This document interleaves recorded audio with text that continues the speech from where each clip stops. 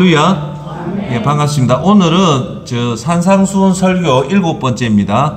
위대한 메시지 산상수훈 산상설교를 오늘 7번째 하도록 하겠습니다. 오늘 여러분 그림 보시면 유명한 예수님의 산상수훈 설교에 대한 그림의 대표적인 그림이 이 그림입니다. 오늘은 설교는 2024년 5월 7일 오늘 설교는 산상수훈 7번째 말씀입니다. 마태복음 7장 7절로 11절 말씀으로 오늘 설교 제목은 두 가지입니다. 기도하십시오. 구하고 찾고 두드리라 합니다. 자, 제 한번 보세요. 이게 무슨 말이냐면 우리가 예배의 가장 핵심은 우리 성도들이 해야 될 가장 큰 핵심은 첫째가 예배고 두 번째가 뭡니까? 하나님 말씀이고 세 번째가 기도예요. 그쵸? 인정하십니까? 네. 그 기도 중에 오늘 기도는 구체적으로 무작정 하는 것이 아니라 한번 따라 해볼까요? 구하고 찾고 두드린다. 기도한다는 말은 구하고 찾고 두드리는 이 과정을 기도한다라고 얘기합니다. 오늘 이걸 통해서 우리가 어떻게 기도를 잘할 수 있는가를 오늘 보도록 하겠습니다. 자, 오늘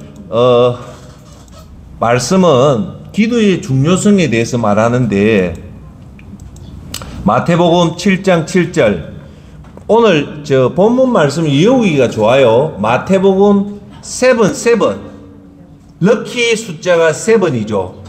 77이에요. 마태복음 77이 복된 말씀이다. 그 말이 뭐냐?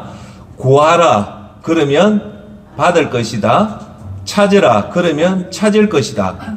문을 두드리라 그러면 열릴 것이다 라는 세 가지에 대해서 예수님이 오늘 말씀을 해요. 그 첫 번째가 뭐냐면 뭡니까? 구하라는 거예요. 구하라는 것은 간구하라는 거예요. 여러분들이 어떤 것을 원할 때는 간구하라. 첫 번째 간구하고 그리고 자 여러분 기도는 구하고 나서 끝이 아니에요. 제가 지난번에 우리 선생님 사모님한테 말했다시피 기도는 감나무 밑에 누워서 감 떨어지기를 기다리는 것이 기도가 아니라 구하고 나면 그 다음에 해야 될 행동이 두 가지가 있다. 두 번째가 뭐냐? 찾아라는 거예요. 예. 기도하고 나서 멈추는 게 아니라 기도 응답을 위해서 좋은 선생을 찾든지 좋은 책을 찾든지 여러분이 기도를 응답받기 위해서 어떻게 해야 된다? 큰 소리로 해봅시다. 찾자. 예, 찾고 나서 세 번째가 뭐냐면 뭡니까? 문을 두드리라 라는 겁니다. 자, 그러면 여기서 기도는 세 가지를 했죠. 첫째 구하고 두 번째 찾고 세 번째가 뭡니까? 큰 소리로 한번 해보십시오. 세 번째가 뭐? 자, 문을 두드리라. 여기서 결론부터 얘기할게요. 자, 여러분 문을 두드린다는 말은 이제 기도 응답이 코앞에 와 있다는 거예요. 문을 두드리면 이제 집 주인이 문만 열어주면 우리가 문 안으로 들어가죠. 그것이 곧 기도 응답이다.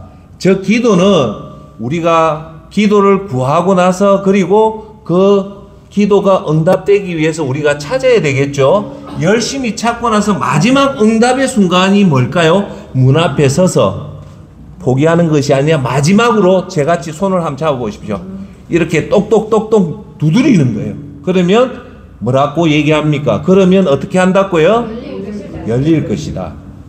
이것을 오늘 여러분 가슴에 꼭 두시고 간구하고 찾고 두드리는 여러분이 되기를 바라겠습니다. 아멘. 자, 오늘 설교는 크게 5가지 내용을 오늘 여러분한테 기도에 대해서 말씀을 드리도록 하겠습니다. 기도가 5가지다. 첫 번째가 뭐냐면 우리는 창조주입니까? 피조물입니까? 피조물이죠. 자, 다시 한 번 더 여러분 기억을 상기하기 위해서 피조물은 두 가지 주인을 섬겨요. 피조물은 반드시 주인을 섬긴데 몇 가지 주인을 섬긴다? 두 가지밖에 없다. 하나는 하나님이고 다른 하나는 재물이에요. 그게 예수님이 말하는 지구상의 80억 명의 인구는 무조건 주인을 섬긴다. 왜 주인을 섬기냐? 우리는 피조물이기 때문에 혼자 살아갈 수가 없다는 거예요. 그래서 주인을 섬기는데 첫째 하나님을 주인으로 섬길 것인가? 아니면 재물을 섬길 것인가? 여기 와 계시는 세상에서 가장 아름답고 가장 넘넘한 우리 사모님 선생님에게 질문 던질게요. 여러분들은 하나님을 지금 섬깁니까? 재물을 섬깁니까? 아멘. 하나님이죠. 자, 하나님을 섬기는 우리는 하나님한테 무엇인가 구하는 방법은 딱 하나밖에 없다. 그것이 뭐다? 기도입니다. 예. 그래서 우리 피조물이 하나님한테 뭔가 원하고 뭔가 얻고 싶은 사람한테는 구하는 것은 뭐밖에 없다? 기도밖에 없다. 오늘 거기에 대해서 말씀을 드릴게요. 자, 두 번째, 기도는 왜 중요하냐면 기도는 위대하신 하나님의 능력을 당겨 올 수 있는 방법은 기도밖에 없다는 거예요. 하나님이 위대하신 능력을 여러분 것으로 당겨 올 수 있는 방법은 뭐밖에 없다? 기도밖에 없다. 그걸 꼭 명심하십시오. 그래서 제가 지난번 설교 때도 좀 농담 삼아 그랬잖아요. 기도를 하나님한테 요구하는 거 편지를 쓴다, 뭐 팩스를 보낸다, 편지를 쓴다, 그건 아니죠. 우리가 하나님 앞에 할 수 있는 건 기도다. 왜? 하나님은 영의 존재고 우리 육체인 인간이 하나님과 영과의 교류를 할 수 있는 것은 뭐밖에 없다? 기도밖에 없다는 거예요. 오늘 세 번째는, 그래서 기도는 그냥 하나님 이걸 기도를 간구해 주십시오, 응답해 주십시오라고 하는 것이 아니라 오늘 이 시간 이후부터 기도는 어떻게 하느냐면 구하고 찾고 두드리는 것이다. 이 순서를 꼭 명심해야 된다. 그러면 뭐냐? 오늘 기도하고 나서 그대로 끝내지 마시고 기도 응답을 위해서 여러분이 할 수 있는 방법을 찾고, 그리고 나서 마지막 문 앞에 섰을 때는 반드시 두드려서 응답을 받으라는 겁니다. 자, 오늘 네 번째는 기도는 이렇게 구체화해서 노력하고 마무리해라. 찾고 두드리고 그리고 하는 그 노력을 해라. 오늘 다섯 번째 마지막은 기도는 확신을 갖고 의심을 갖지 말고, 이 기도가 될지 안 될지 그런 의심을 갖지 말고 확신을 갖고 기도가 응답될 때까지 끈질기게 기도하시길 바랍니다. 언제까지 기도하셔야 된다고요? 기도 응답받을 때까지 끝까지 하다 보면 하나님은 기도 중에 은혜를 주십니다. 제 한번 보세요. 자, 이런 경우가 있어요.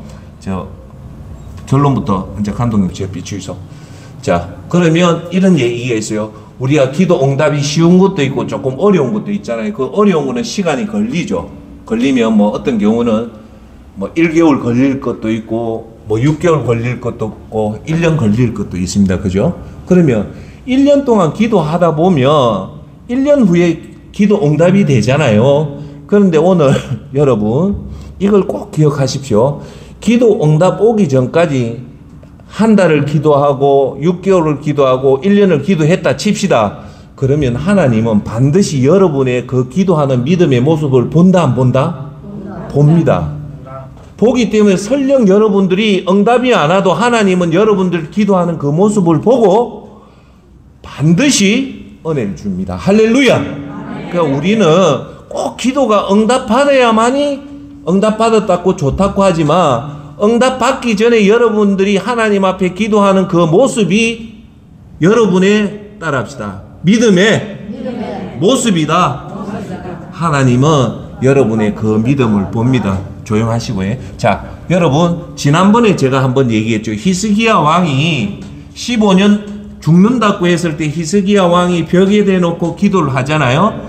기도를 할 때 히스기야 왕이 울면서 기도해요. 그때 하나님이 이 말씀을 해요. 뭐라고 얘기하냐면 열왕기 상에 뭐라 하냐면 내가 너 기도를 들었고 너 눈물을 보았다는 거예요. 그래서 오늘 여기 계신 여러분, 저와 여러분이 꼭 명심해야 될 것, 기도는 우리가 하면, 골방에서 기도하면 하나님은 반드시 우리의 기도를 듣고 계시고 우리의 모습을 보고 계시는 겁니다. 할렐루야. 꼭 그걸 명심하십시오. 예, 그게 중요합니다. 자, 화면을 비춰 주십시오. 오늘 기도에 관련된 하나님 오늘 제목이 뭐냐? 기도에 관련된 하나님 능력을 가지고 오는 사건이 마가복음 9장에 나옵니다. 자, 여기 보니까 무슨 그림이 하나 있죠? 이 그림이 뭐냐면 세 분이 있습니다. 중앙에 있는 분이 예수님이고 우측에 있는 분이 여러분 아시는 모세고 좌측에 있는 분이 엘리야입니다. 이걸 잠시 설명을 드릴게요. 이 사건이 뭐냐면 마가복음 9장에 나오는 변화산 사건이에요. 어느 산에 갔는데 이때 예수님이 혼자 가는 것이 아니라 예수님 사랑하는 세 제자를 데려갑니다. 베드로, 요한, 야고보하고 예수님이 산에 올라가서 있는데 갑자기 예수님 옆에 두 사람이 나타나요. 그 사람이 모세고 한 명이 선지자인 대표적인 엘리야가 나타나요. 이게 너무 화려해서 이 밑에 세 제자가 보이죠. 너무 눈이 밝아가지고 있는 이 사건이 변화산 사건이에요. 그래서 베드로가 이걸 보고 놀래서 천막을 지으려고 해요. 이 사건이 아주 유명한 사건입니다. 그리고 예수님이 이 사건이 끝나고 나서 보니까 모세하고 엘리야는 사라지고 예수님만 있더라는 거예요. 이때 예수님이 누구하고 대화를 하냐면 모세하고 엘리야하고 대화를 하는 거예요. 그리고 나서 이 변화산 사건이 유명한 사건이에요. 그런데 마가복음 9장에 보면 이 사건 이후에 또 다른 사건이 하나 벌어져요. 그 또 다른 사건이 뭐냐면 여러분 화면에 뜨죠. 흰옷 입은 사람이 예수님이고 웬 아저씨가 땅에 뒤를 누워 있는 어떤 사람을 껴안고 있어요. 이것이 뭐냐면 예수님과 이 땅에 누워 있는 사람을 안고 있는 사람이 이 사람의 아버지예요. 이 땅에 있는 사람이 누구냐면 아들이에요. 귀신 들린 자예요. 이게 아주 유명한 사건이에요. 그 예수님이 변화산에서 내려오니까 율법학자하고 12제자가 뭔가 싸우고 있더라는 거예요. 예수님이 뭐 때문에 싸우냐 하니까 이 얘기를 하는 거예요. 그것이 마가복음 9장 12절부터 29절에 나오는데 그대로 제가 읽어드리겠습니다. 무리 중에 한 사람이 대답했습니다. 선생님, 더러운 귀신이 들려서 말을 못하는 제 아들을 데리고 왔습니다. 감독님 저한테 비추이소. 자, 여기서 17절에 뭐라 하냐면 예수님 말을 못하는 애가 있는데 왜 말을 못하냐면 더러운 귀신이 들렸다는 거예요. 자, 여러분 더러운 귀신이 들렸다는 건 오늘 여러분 이해하십시오. 인간의 육체 속에 귀신이 들어와 있다는 겁니다. 이해하시겠어요? 귀신이 들어와가지고 들어오니까 이 더러운 귀신이 이 아들한테 어떤 짓을 했냐면 말을 못하게 만들더라는 거예요. 귀신이 들려서. 그래서 18절 그 귀신이 아들을 사로잡으면 아이가 땅에 넘어집니다. 귀신이 어쩌냐? 첫째 아이를 땅에 넘어지게 하고 두 번째 그러면 입에 거품을 물고 이를 갈며 몸이 뻣뻣해집니다. 귀신이 들어오니까 첫 번째 애를 땅에 넘어지게 하고 입에 거품을 물게 하고 몸이 이를 간다는 거예요. 잘 때 이를 갈게 하고 몸이 뻣뻣해지더라는 거예요. 정말 귀신 들린 모습이 나타나더라는 거예요. 아버지가 이래요. 제가 제자들에게 귀신을 쫓아달라고 했는데 하지 못했습니다. 이 아버지가 얼마나 이 애가 마음이 아팠으면 제자들한테 제발 우리 애 몸속에 있는 귀신을 쫓아내달라는 말은 뭘까요? 이 속에 있는 귀신을 쫓아내달라는 거예요. 따라합시다. 축사가 그거예요. 몸속에 있는 귀신을 쫓아내는 것이 축사예요. 그러면 몸속에 있는 귀신이 이 몸속에서 빠져나가면 그 사람이 온전해져요. 그런데 귀신이 한번 들어오면 이 몸속에 잘 안 빠져나가요. 그래서 귀신을 쫓아달라는 이 아버지가 누구한테 부탁을 해요? 12제자한테 우리 아들을 좀 귀신을 그 몸에서 쫓아내달라니까 이 12제자가 못했다는 거예요. 19절 이때 예수님께서 대답하셨습니다. 이 믿음이 없는 세대여, 내가 얼마나 너희와 함께 있어야 하느냐? 내가 너희를 얼마나 더 두고 보아야 하느냐? 그를 내게로 데리고 와라. 제자들이 누가 아버지가 아니고 제자들이 이 소년을 예수님께 데리고 왔습니다. 악한 귀신이 예수님을 보자마자 소년에게 경련을 일으켰습니다. 소년은 넘어져서 입에 거품을 물며 땅에 나뒹굴어졌습니다. 귀신이 예수님 보자 알더라는 거예요. 자, 21절. 예수님께서 그 소년의 아버지에게 물었습니다. 이렇게 된 지가 얼마나 되었느냐? 하니까 아버지가 이런 말을 해요. 어려서부터는 거야. 그러니까 아주 어려서부터 귀신이 들어와가지고 너무너무 지금 고생하고 있다는 거예요. 22절. 귀신이 자주 아이를 죽이려고 불속이나 물속에 내 던지기도 하였습니다. 할 수만 있다면 불쌍히 여기시고 도와주십시오라고 이 아버지가 예수님한테 얘기를 해요. 자, 이 아버지의 심정이 얼마나 아팠을까요? 어린 날부터 이 애가 클 때까지 계속 귀신이 이 애를 괴롭혔으니까 이 아버지가 얼마나 괴로웠겠어요. 근데 이 아버지는 그래도 뭘 잡았습니까? 예수님을 잡았죠. 자, 예수님이 변화산에서 내려오는 것을 그 아버지가 그 아들을 데리고 왔다는 것은 벌써 이 아버지는 예수님 소문을 듣고 있었다는 거예요. 듣고 있으니까 예수님이 변화산 왔다는 소리를 듣고 급하게 자기 아들을 데리고 지금 산 밑에 내려왔는데 보니까 예수님이 안 계셔서 12제자한테 나의 아들의 귀신을 쫓아 보내달라니까 귀신을 못 쫓아낸 거예요. 그럴 때 마침 예수님이 산에서 내려와서 이 광경을 본 거예요. 그래서 다시 할게요. 할 수만 있다면 불쌍히 여기시고 도와주십시오. 23절. 예수님께서 그에게 말씀하셨습니다. 유명한 말을 합니다. 할 수 있다면이 무슨 말이냐? 믿는 사람에게 모든 것이 가능하다라는 유명한 말을 해요. 자, 뭐라냐면 자기 그 귀신 있는 아들의 아버지가 뭐랍니까? 예수님한테 할 수만 있다면 불쌍히 여겨주시고 도와주십시오 하니까 예수님이 무슨 말씀이 뭐라고 하냐면 할 수 있다면이 무슨 말이냐? 지금부터 다 같이 한번 합시다. 믿는 사람에게 더 크게 한번 합시다. 믿는 사람에게 모든 것이 가능하다. 다시 한번 합시다. 믿는 사람에게 모든 것이 가능하다. 자, 믿는 사람이라는 것은 누구를 믿는다는 겁니까? 예수님을 믿는 사람. 그러니까 가짜로 믿는 것이 아니라 진짜로 예수님을 믿는 사람, 그 속에와 우리 속에 와 계시는 예수님이 있는 사람한테는 30%만 가능하다, 60%만 가능하다, 아니면 100% 가능하다, 몇 프로 가능하답니까? 그래서 하는 말이 모든 것이 가능하다는 겁니다. 이 말은 뭐냐? 우리 속에 예수님이 와 계시고 하나님 능력이 임하시면은 죽음까지도 극복해낸다는 아주 혁명적인 말씀을 예수님이 하시는 겁니다. 할렐루야. 아멘. 자, 우리가 혹시 믿음 생활하다가 힘들고 어려울 때마다 이 말을 외치시길 바랍니다. 아멘. 믿는 사람에게는 모든 것이 가능하다. 하수동 센터장은 약하지만 내 속에 와 계시는 하나님만 계시다면 하나님은 모든 것을 다 할 수 있다는 겁니다. 할렐루야. 믿습니까? 예. 그러니까 24절에 이 아버지가 이 소리를 들으니까 뭐라냐면 소년의 아버지가 즉시 소리쳤습니다. 제가 믿습니다. 제가 믿음 없는 것을 도와주십시오라고 간절하게 이 예수님한테 얘기를 합니다. 자, 25절. 예수님께서 많은 사람들이 달려와 모여드는 것을 보시고 곧바로 더러운 귀신을 꾸짖으셨습니다. 이 듣지도 못하고 말 못하게 하는 귀신아, 내가 너에게 명령한다. 소년에게 나와 다시는 들어가지 마라. 이렇게 명령을 내려요. 여기서 주목할 사실은 이 지금 아들이 뭐를 못한다고 했습니까?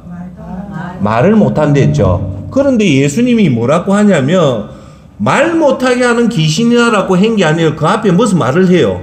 들으신 분 뭐랬어요? 뭐랍니까? 한마디를 더 해요. 말 못하는 귀신이 아니고 그 앞에 뭐냐? 따라합시다. 듣지 못하는. 그러니까 예수님이 말 못하는 귀신을 쫓아낸 게 아니라 첫 번째 듣지 못하는 귀신과 말 못하는 귀신을 쫓아냈다는 말은 이 아들한테 근본적인 문제를 치유했다는 겁니다. 자, 여러분 잘 보십시오. 사람이요 말을 못할 때는 그 사람이 우리 말 못하는 사람을 이렇게 조사를 해보면 하나 특징이 있어요. 말 못하는 사람들은 말을 할 수 있는 능력을 다 가지고 있어요. 그런데 문제는 뭐를 못하냐? 듣지를 못해요. 할렐루야. 아시겠어요? 자,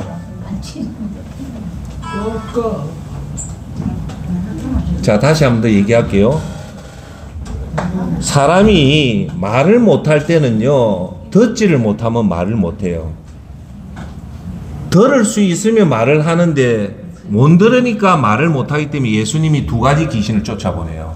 듣지 못하는 귀신, 말 못하는 귀신. 그래서 사람은요, 잘 들어야 돼요.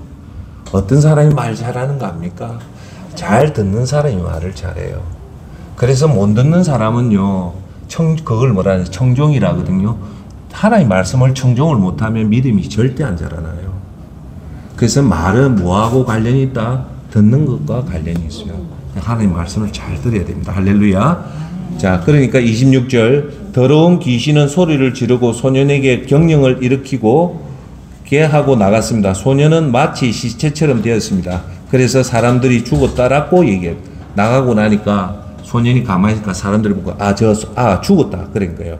27절, 그러나 예수님이 얼마나 친절하냐면 예수님께서 손을 잡고 일으키자 소년이 일어났습니다. 28절, 여기서 이제 중요한 얘기를 합니다. 예수님께서 집으로 들어가셨을 때 제자들이 조용히 여쭈었습니다. 어째서 우리는 내쫓지 못했습니까? 29절, 예수님께서 이런 종류의 귀신은 오직 기도로만 쫓아낼 수 있다고 대답하였습니다. 화면 한번 비춰줄까요? 자, 화면. 손을 잡고 하이소. 예. 예, 됐습니다. 자, 여러분 봐보세요. 여기서 무슨 변화산에 내려왔을 때 밑에 12제자가 있은 거예요. 12제자가 말 못한 귀신 들린 아버지가 와서 12제자가 고쳤는데 못 고쳤다 했잖아요. 그런데 예수님이 고쳐내죠. 내고 나서 그 다음 장면이 여기가 어디냐면 집안입니다. 집안에 들어가서 12제자가 예수님한테 질문을 해요. 무슨 질문을 하냐면 이렇게 해요. 집에 들어가심에 마가복음 9장 28절 29절, 집에 들어가심에 제자들이 조용히 묻자오되 우리는 어찌하여 능히 그 귀신을 쫓아내지 못합니까? 우리는 기도를 했는데 왜 예수님은 쫓아내고 우리는 못 쫓아냅니까? 하니까 예수님이 유명한 말을 해요. 이러시되 기도 외에는 다른 것으로 이런 종류가 나갈 수 없느니라 하시느니라고 합니다. 여기서 우리가 주목해야 되는 것은 왜 제자들은 귀신을 쫓지 못했고 했을 때 예수님 뭐냐? 기도 외에는 이런 게 못 나간다. 자, 한번 보세요. 한번 비춰주시고. 네. 예수님이 이 말은 뭐냐? 그 어릴 때부터 그 아이 몸속에 들어와 있던 귀신을 쫓아낼 수 있는 것은 여러분 능력으로 할 수 있다 없다? 없다. 오직 무슨 능력으로 가능하다는 겁니까? 하나님 능력으로 가능하다죠. 그 하나님 능력을 이 땅에 불러서 그 애 속에 있는 귀신을 쫓아보낼 수 있는 방법은 뭐밖에 없다는 거예요. 여기서 기도라는 거예요. 이게 중요해요. 우리는 여기 계신 여러분과 저는 아무 쓸모없는 쓰레기 같은 존재예요. 하지만 하나님의 위대한 일을 여러분을 통해서 할 수 있는 방법이 있어요. 그것이 뭐냐? 기도입니다. 즉 하나님이 그 귀신을 쫓아보내서 하나님 능력이 임하게 할 수 있는 방법은 기도밖에 없다는 거예요. 자, 그러면 여러분한테 말씀드릴게요. 우리가 살면서 경제적인 부분, 질병의 부분, 자녀의 부분들이 여러분들이 해결할 것도 있지만 여러분이 해결 못하는 많은 문제들이 있죠. 그건 여러분이 할 수 없다는 거예요. 그러면 그 문제를 누가 해결할 수 있다? 하나님이 할 수 있다. 그러면 그 하나님이 임재가 하나님 능력을 임하게 할 수 있는 방법은 하나밖에 없다는 거예요. 기도밖에 없다는 거예요. 할렐루야. 그래서 오늘 그 기도하는 방법에 대해서 지금부터 보도록 하겠습니다. 자, 화면 좀 비춰줄까요? 감사합니다. 화면. 예. 자, 오늘 본문 말씀에 놓았다시피 마태복음 7장 7절 예수님은 기도의 방법을 세 가지를 얘기해요. 첫 번째, 구하라. 그러면 받을 것이다. 두 번째, 찾으라. 그러면 찾을 것이다. 세 번째, 문을 두드리라. 그러면 열릴 것이다. 라고 얘기합니다. 여기서 첫 번째는 구하라는 거예요. 여러분이 원하는 것을 구하라. 자식의 문제를 기도로 구하라고 하면서 그것이 끝이 아니다. 두 번째는 찾으라는 거예요. 그 자식의 문제를 해결할 수 있는 여러분들이 그 병원을 찾든지 아니면 목사님을 찾든지 아니면 좋은 책을 찾든지 여러분이 할 수 있는 노력을 하라는 거예요. 그렇게 되면 3단계 뭐랍니까? 문을 두드리라. 이제 거의 다 기도 응답이 다 왔다. 그때 포기하지 말고 마지막으로 쾅쾅쾅 두드리라 하니까 그 다음 말이 뭐냐? 열린다는 거예요. 응답이 된다는 거예요. 할렐루야. 그래서 우리는 구하고 찾고 두드림으로 해서 우리가 기도 응답을 받는다는 겁니다. 자, 이걸 여러분한테 한번 첫 번째 기도로 구하십시오. 하나님, 우리 아들이 좋은 회사 취직되게 해주시고 우리 남편이 지금 요양병원에 있는데 그 요양병원에서 빨리 나오게 해주십시오. 하나님, 우리 손자가 지금 나쁜 병이 걸렸는데 고치게 해주십시오. 하나님, 우리 아들이 사업이 잘 되게 해주십시오. 첫 번째, 구하라는 거예요. 자, 두 번째가 뭡니까? 두 번째, 찾으라는 거예요. 구하고 나서 집에 그대로 있지 말고, 우리 아들이 사업 잘 되기 위해서 뭘 내가 도와야 될까? 찾으라는 거예요. 여러분들이 하나님한테만 맡겨두지 말고 여러분 할 수 있는 방법을 구해라 이런 거죠. 자, 이런 게 있죠. 우리 애가 갑자기 병이 났다. 그러면 기도만 하면 안 되죠. 자꾸 알아보니까 김 여사, 우리 애한테 이 병이 걸리는데 어느 병원 갈까? 아, 그거는 서울의 고려대 병원이 좋더라. 아니면 아산병원이 좋더라. 이런 것을 듣고 병원에 가야 되는데 때로는 어떤 사람들은 병원에 안 가고 애를 집에 그대로 방치해가지고 병이 더 악화되는 경우가 훨씬 많거든요. 그래서 우리가 그 기도가 응답되기 위해서는 좀 지혜로운 사람한테도 물어보고 책을 통해서 물어보고 그렇게 구하라는 거예요. 세 번째가 뭐냐? 이제 그렇게 하고 반드시 여러분이 기도로 구하고 찾으면 응답이 돼요. 응답이 되는 그 부분을 문을 두드리면 이것처럼 문이 열린다는 겁니다. 할렐루야. 오늘 그 원칙을 기억하라는 거예요. 자, 다시 한 번 더. 그러면 이걸 예수님이 말했던 구하고 찾고 두드리라는 것은, 자, 제 한번 보세요. 기도로 구하라는 것은 크게 넓은 의미에서 제 한번 비춰주세요. 넓은 의미로 구하는 거예요. 그리고 나서 찾으라는 것은 넓은 거에서 이제 점점 좁혀가는 거고, 마지막으로 두드리라는 것은 마무리를 잘 해라는 거예요. 그 뜻이에요. 자, 봅시다. 첫째, 당신이, 자, 보여주세요. 네. 당신이 원하는 것을 뭐로 구하라? 기도로 구하라. 네. 기도로 구하십시오. 두 번째, 기도로 구한 것을 이제 찾으십시오. 세 번째, 문 앞까지 왔다면 두드리서 마무리를 하십시오. 할렐루야. 자, 여기서 제 한번 보세요. 오늘 좀 얘기할게요. 저 경험뿐만 아니라 믿음이 좋은 원로 목사님들 분들 이래 많은 얘기를 들어보면 기도가 응답되는 순간이 나타나요. 그걸 여러분 잘 캐치하세요. 기도를 하면 어떤 순간에 응답이 오냐면, 잘 들어요. 기도하다가 마음에 갑자기 편안한 마음이 찾아올 때가 있습니다.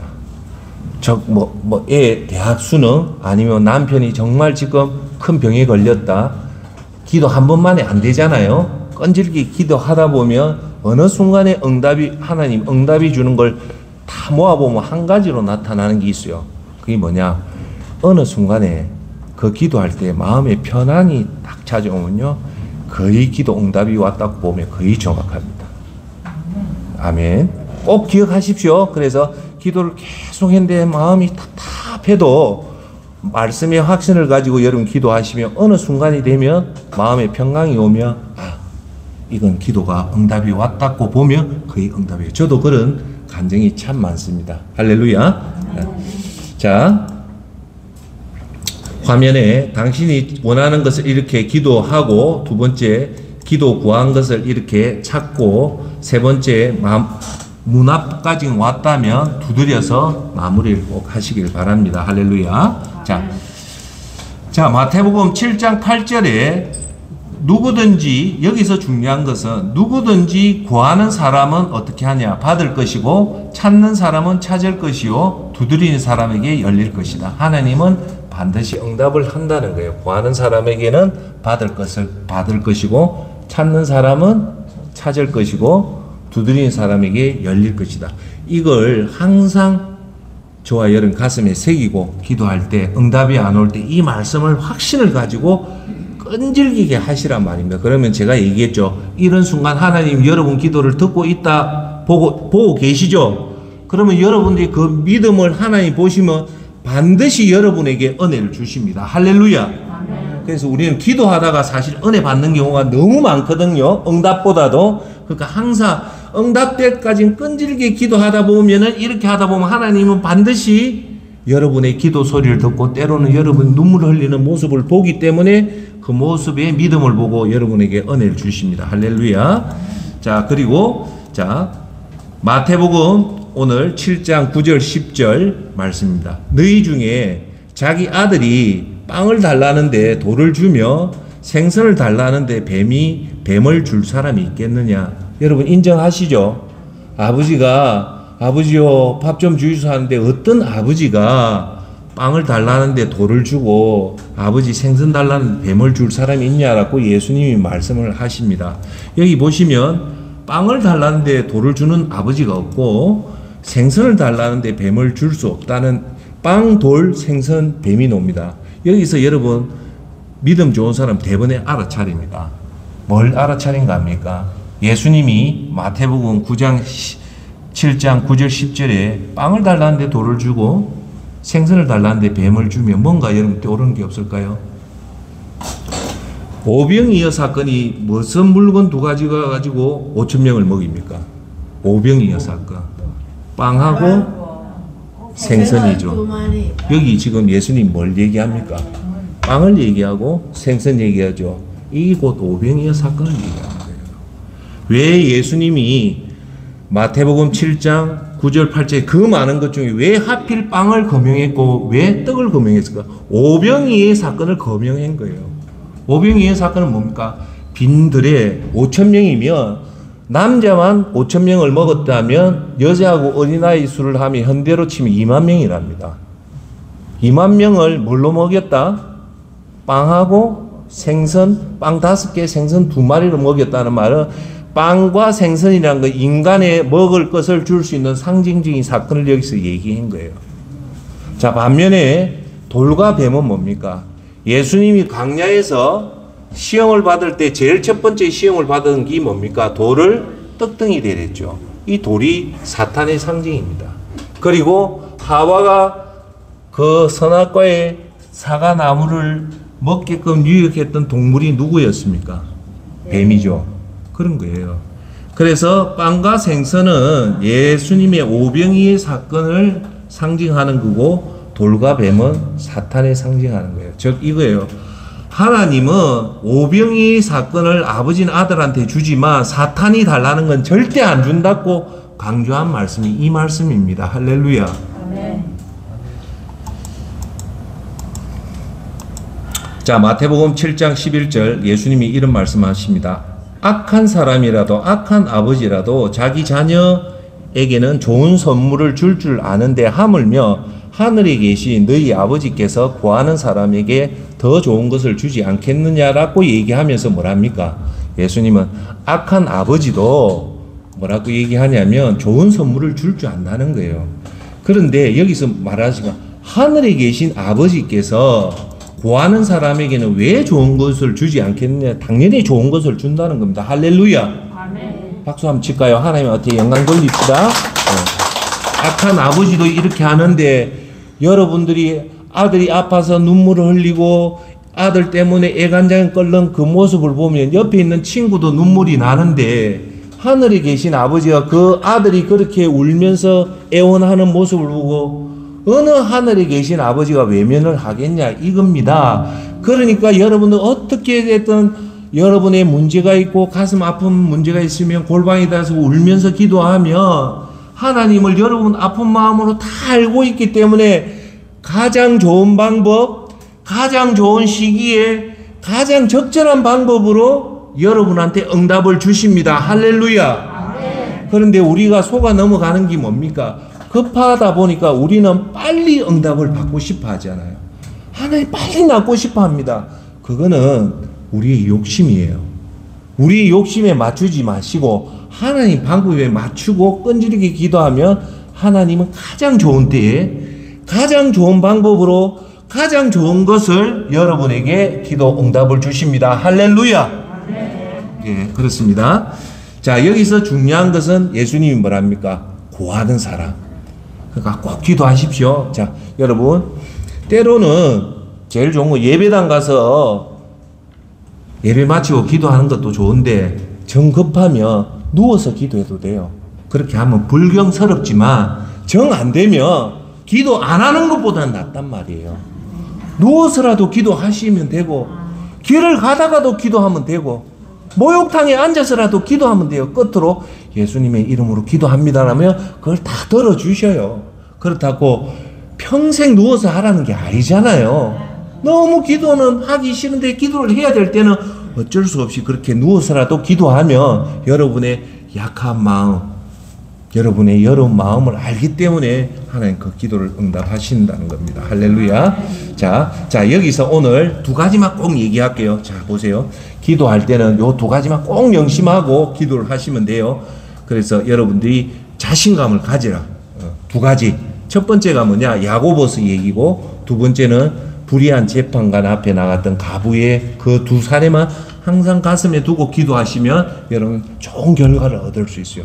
자, 첫 번째가 뭐냐면 야고보서 4장 2절 첫째, 너희가 얻지 못하면 구하지 아니하기 때문이라고 합니다. 즉 이 말은 뭐냐? 기도 안 해서 못 얻는다는 거예요. 여러분이 지금 오해는 하지 마시고 들어주십시오. 내가 힘들고 아프고 한 이유는 결정적인 원인은 기도를 안 했다는 거예요. 너희가 따라합시다. 너희가 얻지 못하면 구하지 못하는 거예요. 즉 이거예요. 하나님은 여러분 기도하지 않은 것을 응답을 안 해준다는 거예요. 그러니까 어떤 경우든 기도를 하시란 말입니다. 제가 어떤 시골에 있는 권사님을 알아요. 알았는데 그분하고 한 3년 전에 무슨 대화를 했어요. 그분이 송아지를 키웠어요. 권사님 나이가 제법 돼서 권사님 송아지라도 기도하십시오. 하나님은 하나님 축복해 줍니다 했는데 그 다음 이틀째 송아지가 새끼가 2마리가 나온 거야. 할렐루야. 소라도 그렇게 기도하면 하나님이 생육에 축복을 주신단 말입니다. 할렐루야. 구하지 않으면 얻지 못함입니다. 여러분 오늘도 꼭 기억하십시오. 내가 얻지 못하는 것은 기도해서 못 얻은 것이 아니라 대부분은 우리가 구하지 않았기 때문입니다. 할렐루야. 그러니까 어떤 경우든 기도를 하시는 것이 가장 좋습니다. 할렐루야. 첫 번째. 자, 두 번째, 여러분 꼭 조심해야 될 게 있어요. 제일 조심해야 될 것은 뭐냐면 이거예요. 야고보서 2장 3절. 둘째, 기도해도 구하여도 받지 못하면 정욕으로 서려고 잘못 구하기 때문이다라고 합니다. 딱 하나, 우리가 기도해도 기도가 응답되지 않는 이유는 딱 하나밖에 없어요. 그게 뭐냐? 뭐라고 나와 있습니까? 정욕이라는 거예요. 욕심으로 구하는 기도 말고는 하나님은 다 응답해 주신다. 그래서 여러분 꼭 기도할 때 욕심으로만 구하지 마십시오. 뭐 대표적으로 막 우스갯소리로 할게요. 하나님 저 로또 복권 당첨해 주십시오. 이런 거는 사실 우리가 기도할 게 아니잖아요. 그렇죠? 그리고 하나님 제가 일확천금을 벌게 해 주십시오. 이런 기도는 욕심으로 구하고 정욕으로 구하는 거기 때문에 하나님은 응답 안 해준다. 자, 그러면 뒤집어 놓으면 여러분들이 욕심으로 구하지 않는 모든 것은 다 얻게 해준다. 단 하나님 때와 여러분 때가 다를 뿐이지 하나님은 반드시 응답을 해주십니다. 할렐루야. 자, 두 번째 여러분들이 말씀하고 싶은 것은 기도에 할 때는 확신을 갖고 끈질기게 해라는 거예요. 하다가 중단에 그만두지 말고 끝까지 해라는 거예요. 여러분 보통 얘기할게요. 천국에 가보니까 그 말 하대요. 기도가 엄청 올라왔는데 응답을 하려고 하는 순간에 대부분 사람들이 기도를 멈추더라는 거예요. 그래서 따라합시다. 기도는 응답받을 때까지 확신을 갖고 끈질기게 하자. 자, 그러면 여러분 기도가 응답이 올 때까지 끈질기게 기도한 사람이 예수님이 직접 거명한 사람이 있어요. 그 사람이 누구냐? 오늘 누가복음 18장 7절 하나님께서 그 밤낮 부르짖는 택하신 자의 원한을 풀어주지 아니하시겠느냐? 저희에게 오래 참으시냐 하면서 뭐랍니까? 밤낮 부르짖는 백성에게 그 원한을 반드시 풀어준다는 거예요. 그게 누가복음 18장 7절에 했는데 여기 나오는 주인공이 오늘 여기 계신 사모님하고 똑같이 생기신 사람입니다. 밤낮 부르짖는 원한을 반드시 풀어준다는 거예요. 자, 그게 누구냐? 그때도 얘기했다시피 불의한 재판장과 가부입니다. 여기 보시니까 흰옷 입은 사람이 재판관이고 그 손을 대고 그 비는 사람이 가부예요. 구약 성경에 가장 힘없는 사람을 세 분을 꼽아요. 가부, 나그네, 고아를 꼽아요. 이 사람은 아무 힘도 없는 사람이에요. 그런데 이 재판관은 불의한 재판관이에요. 뇌물을 줘야만이 판결을 좋게 하는 사람인데 가부한테는 뇌물을 줄 돈이 있습니까? 없습니까? 없죠. 그런데 이 가부가 똑똑해요. 예수님이 지금 얘기한 거거든요. 이 가부가 뭐냐? 밤낮으로 확신을 가지고 이 재판관한테 가는 거예요. 가서 뭐라고 합니까? 재판관님, 제 원한 좀 풀어주십시오. 아까 처음에는 막 택도 없다고 막 가서 뭐 뇌물도 없고 아무것도 없으니까 가라니까 밤낮으로 가는 거예요. 가니까 앉아는 재판관이 어쩝니까? 하루도 좋고 이틀도 좋고 하다가 점점 질리기 시작한 거예요. 나중에는 하도 그러니까 재판관이 막 식급잔치를 해가 아니야 그만 오세요 그래 하는 거예요. 이걸 누가 얘기하냐면 예수님이 얘기를 합니다. 자, 누가복음 18장 5절 이 가부가 나를 번거롭게 하니 내가 그 원한을 풀어주리라. 할렐루야. 번거롭게 하니까 그렇지 않으면 늘 와서 나를 괴롭히리라 얘기하죠. 그 가부가 재판관한테 어떻게 했습니까? 번거롭게 했잖아요. 확신을 가지고 매일 오게 하니까 드디어 뭐랍니까? 원한을 풀어주는 이유가 뭐냐? 그가 와서 늘 나를 괴롭히게 했다. 이 말은 뭡니까? 과부는 돈도 아무것도 없지만 무조건 누구한테 찾아갔습니까? 불의한 재판관한테 언제까지? 응답받을 때까지 찾아가니까 이 재판관이 뭐랍니까? 너무 번거롭게 하니까 이제 원한을 풀어주리라. 왜? 늘 와서 나를 괴롭히게 한다고 하면서 예수님이 이 표현을 하시는 거예요. 자, 그러면 오늘 기도 주요 내용 5가지를 한번 정리를 해볼게요. 첫 번째, 피조물인 인간은 우리가 두 주인을 섬기는데 여기 계신 저와 여러분 하나님을 주인으로 섬기죠. 그런데 재물을 섬기는 사람은 어쩔 수 없고 하나님 섬기는 사람은 하나님 앞에 도움을 구하는 방법은 오직 뭐밖에 없다? 오늘도 한 번 더 알고 계시지만 다짐합시다. 기도밖에 없다. 자, 오늘 두 번째는 기도는 하나님 능력을 가져올 수 있는 유일한 방법이다. 아까 말했다시피 예수님이 변화산상에서 모세하고 엘리야를 만나고 내려왔는데 보니까 12제자가 몸 고친 아버지 아들이 있었는데 그 12제자는 몸 고쳤는데 예수님이 뭐랍니까? 못 듣고 말 못하는 귀신을 쫓아보내니까 순식간에 귀신이 나가서 애가 죽은 적인데 예수님이 그것으로 끝낸 게 아니고 더 친절하게 그 손을 잡고 이렇게 애가 일어났단 말입니다. 그리고 나서 예수님은 12제자와 집에 가니까 12제자가 깜짝 놀란 거예요. 예수님 왜 우리는 기도를 해도 안 되고 예수님은 합니까? 할 때 아버지가 예수님한테 뭐랍니까? 너무 간절하게 예수님 제발 좀 살려주십시오.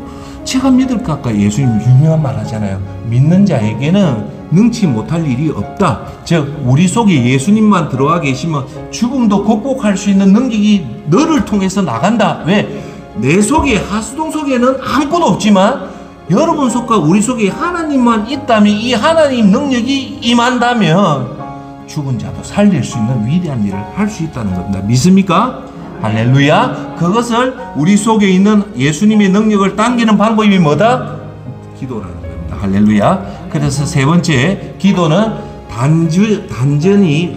단순히 그냥 구하는 것으로 끝나는 것이 아니라 구하고 나서 우리가 찾을 수 있는 방법을 찾고 나서 그러면 반드시 응답이 오는 것을 성경에서 예수님 뭐랍니까? 문을 두드리라.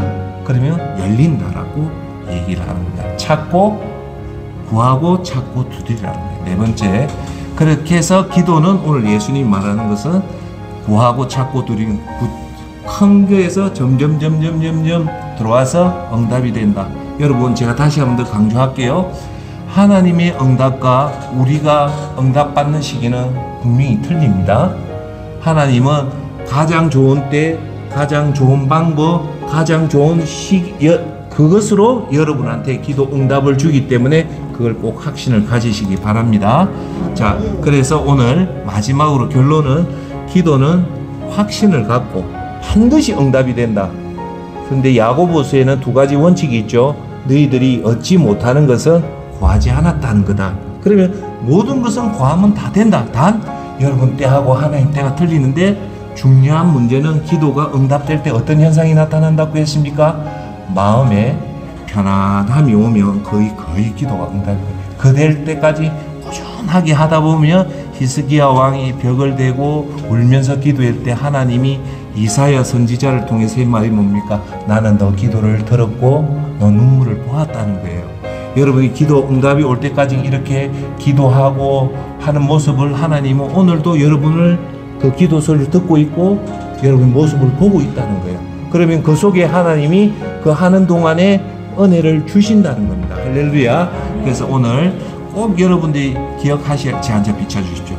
여러분들이 꼭 기억해야 될 것은 기도는 첫째 확신을 가지고 응답 올 때까지 꾸준하게 하다 보면 은혜 받게 되고 반드시 응답이 온다는 겁니다. 할렐루야. 자, 이제 결론을 맺겠습니다. 우리가 이 땅을 살아가는 우리는 피조물입니다.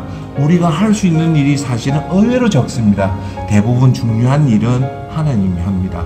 여러분 인생 살아보니까 여기 계신 다 선배님이잖아요. 70세 살아보신 분, 80세 살아보신 분, 90세 살아보신 분, 제가 질문을 던질게요.